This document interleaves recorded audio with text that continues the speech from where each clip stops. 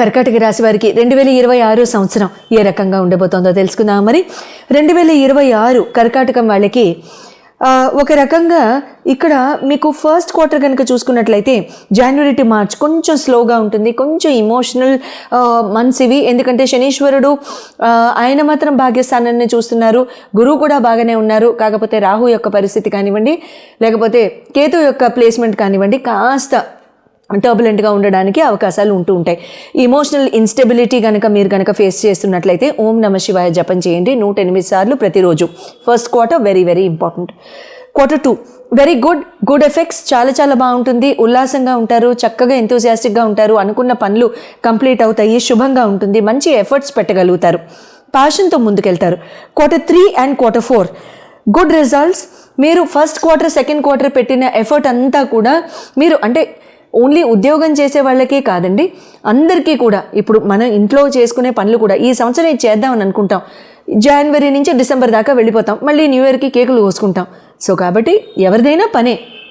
So first 6 months ఎవరైతే మీరు efforts పెడతారో అవన్నీ కూడా మీరు లాస్ట్ 6 monthsలో మీరు ఇక్కడ మంచి ఫ్రూట్స్ ఆ పర్టిక్యులర్ ఎఫర్ట్కి మీరు రీప్ చేసే అవకాశాలు ఇక్కడ చాలా చాలా బాగా కనబడుతున్నాయి. You will be rewarded very adequately.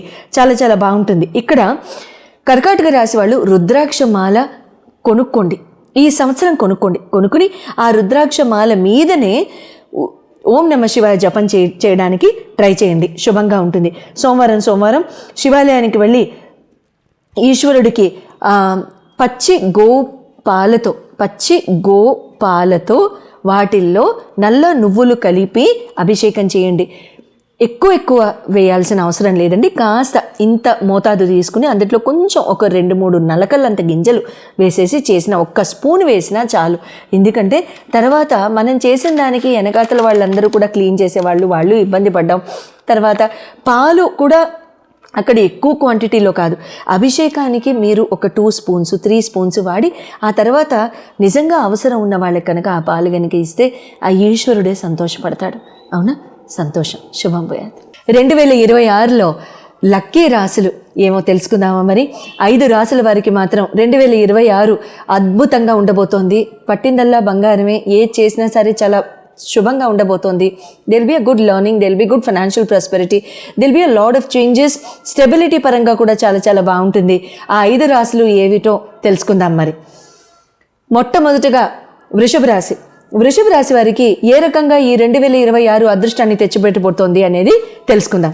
వృషభ రాశి వారికి స్టెబిలిటీ చాలా జీవితంలో ఉంటుంది. అంటే నిలకడగా లేని ఆస్పెక్ట్స్ ఏమైనా జీవితంలో కనుక మీకు గడుస్తూ ఉన్నట్లయితే వాటికి బాగా అటువంటి ఆస్పెక్ట్స్లో మీకు బాగా నిలకడ రావడం, జీవితం చక్కగా స్టాండర్డ్గా స్టేబుల్గా ఉండడం లాంటిది మీరు ఈ ఇయర్లో చక్కగా చూస్తారు.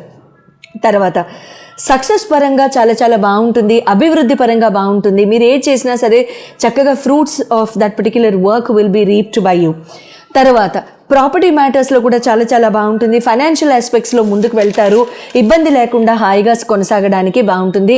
ఫైనాన్సెస్ ఎక్కడా కూడా ఇరుక్కోవు. తర్వాత ఫైనాన్షియల్గా ఏమన్నా మీకు ప్రాబ్లమ్స్ ఉన్నా సరే అవన్నీ కూడా ఆ ఫైనాన్షియల్ ఆస్పెక్ట్స్ అన్నీ కూడా క్లియర్ అయిపోయి మీరు చక్కగా బ్యూటిఫుల్ రిజల్ట్స్తో మీరు ముందుకు వెళ్ళడానికి ఆస్కారం ఉంటుంది. తర్వాత సింహరాశి, నెక్స్ట్ ఇన్ ఆర్డర్. సింహరాశి వారికి leadership qualities, already administrative qualities చాలా చాలా అద్భుతంగా ఉండే మీ సింహరాశి వాళ్ళకి ఇంకా లీడర్షిప్ ప్రదర్శించే ఆస్కారాలు ఎక్కువగా ఉంటూ ఉంటాయి. మీరు కెరియర్లో ఉన్న ఎంప్లాయ్మెంట్లో ఉన్న లీడర్షిప్ పొజిషన్స్కి ట్రై చేస్తున్నా సరే this is a very very beautiful year. మేనేజ్మెంట్లో ఉన్న వాళ్ళకి, అడ్మినిస్ట్రేషన్లో ఉన్న వాళ్ళకి కూడా చాలా చాలా చక్కగా ఉంటుంది. ఉద్యోగపరంగా బాగుంటుంది, మీ మాట నిలబడుతుంది, మీ మాటకి విలువ అందుతుంది, మీ మాటకి చాలా చక్కగా మీకు బ్యూటిఫుల్ మర్యాద రావడం అనేది కూడా మంచి జరుగుతూ ఉంటుంది. కన్యా రాశి వారికి, థర్డ్ రాశి కన్యా రాశి వారికి ప్రోగ్రెస్ అనేది చాలా చాలా బాగుంటుందండి. కెరియర్ ఆపర్చునిటీస్ అద్భుతంగా వస్తూ ఉంటాయి. చాలా మంచి ఫైనాన్షియల్ ప్రాస్పెరిటీ ఉంటుంది. ఇన్నాళ్ళుగా జరగని కెరియర్ ఆపర్చునిటీస్ ఏవైతే ఉన్నాయో మీ లైఫ్లో ఒకేసారి విన్ ఫాల్ లక్ లాగా రావడానికి జరుగుతుంది. అసలు అనుకోలేదు, ఇది కుదరదు అన్నారు, ఆన్సైట్ ఆపర్చునిటీ లేదన్నారు అనుకున్న వాళ్ళకి వెంటనే వెళ్ళిపోవడం జరుగుతూ ఉంటుంది. సెటిల్మెంట్ చాలా చాలా బాగుంటుంది. కన్యారాశి గుడ్ లక్. ధనురాశి ఈజ్ ద 4th రాశి. వీళ్ళకి ఇంకా ఫారిన్ ట్రావెల్ కానివ్వండి, ఫారిన్ సెటిల్మెంట్ కానివ్వండి, లగ్జూరియస్ ట్రావెల్ కానివ్వండి, లేకపోతే ఫారిన్ ట్రిప్స్ కానివ్వండి, బిజినెస్ ఎక్స్పాన్షన్ కానివ్వండి, బిజినెస్ పరంగా, ఎంప్లాయ్మెంట్ పరంగా, ఆపర్చునిటీస్ పరంగా కానివ్వండి, ఫారిన్ ల్యాండ్ ఇన్వెస్ట్మెంట్స్ కానివ్వండి, చాలా చాలా బాగుంటాయి ధనురాశి. Good luck, extremely happy for you. Next 5వ రాశి, అద్భుతంగా కలిసి వచ్చే 5వ రాశి 2026లో ఎవరై ఉండొచ్చు? మీదేనా? మీనరాశి. మీనరాశి వాళ్ళకి ఈ particular 2026 it will be a very beautiful self learning, very spiritual year అని చెప్పాలి. మీరు ఏది మేనిఫెస్ట్ చేస్తే అది మీకు విష్ ఫుల్ఫిల్మెంట్ అవ్వడం ఖాయం.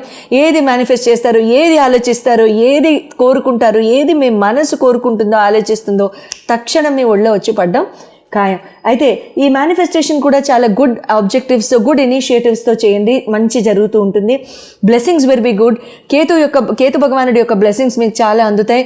తర్వాత భగవంతుడి యొక్క బ్లెస్సింగ్స్ మీకు అండాదండా చాలా చాలా బాగుండబోతుంది. All in all this is going to be a very very positive year for వృషభ, కన్య, ధనుర్, తర్వాత మీనరాశి అండ్ సింహరాశి all together. All the very best to all 5 of you. 2026 అందరికీ కూడా చాలా చాలా బాగా కలిసి రావడానికి, తర్వాత అందరికీ కూడా చాలా ప్రాస్పరస్గా ఉండడానికి ఒక చక్కటి దైవనామంతో కూడిన ఒక రెమెడీ చెప్పుకుందాం. 2026 1 నంబర్ ఇయర్ అని మనం చెప్పుకున్నాం కాబట్టి ఆ పర్టిక్యులర్ 1 నంబర్ ఇయర్కి రామ భగవానుడు అంటే రాముడు సూర్యవంశీ కాబట్టి రామ భగవానుడి యొక్క నామాన్ని రెడ్ కలర్ పెన్తో ఒక కొత్త నోట్బుక్ తీసుకోండి. చిన్నదైనా పర్వాలేదు, 100 pages అయినా. రామకోటి రాసేయమండి అంటే మీ ఇష్టం, మీ ఓపిక, మీరు రాయగలుగుతాము శ్రద్ధగా అనుకుంటే దయించి రాయండి.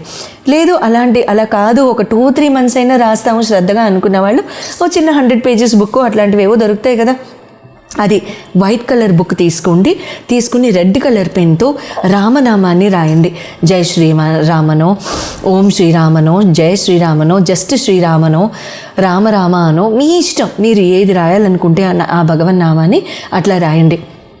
అయితే అట్లా కనుక మనం రాసినట్లయితే ఖచ్చితంగా జీవితంలో ఎటువంటి అడ్డువులున్నా, ఎటువంటి మలుపులున్నా, ఎటువంటి చిక్కులున్నా, ఎటువంటి చికాకులున్నా, ఎటువంటి అవకతవకలు జరుగుతున్నా, ముందుకు వెళ్ళి వెనక్కి వస్తున్నా, ఒక సొల్యూషన్ లేదు, ఎవరితో చెప్పుకోవాలో తెలియదు అనుకుంటున్నా, మీకు ఖచ్చితంగా సొల్యూషన్ అనేది 100% 21 days to 40 daysలో జరిగిపోతుంది.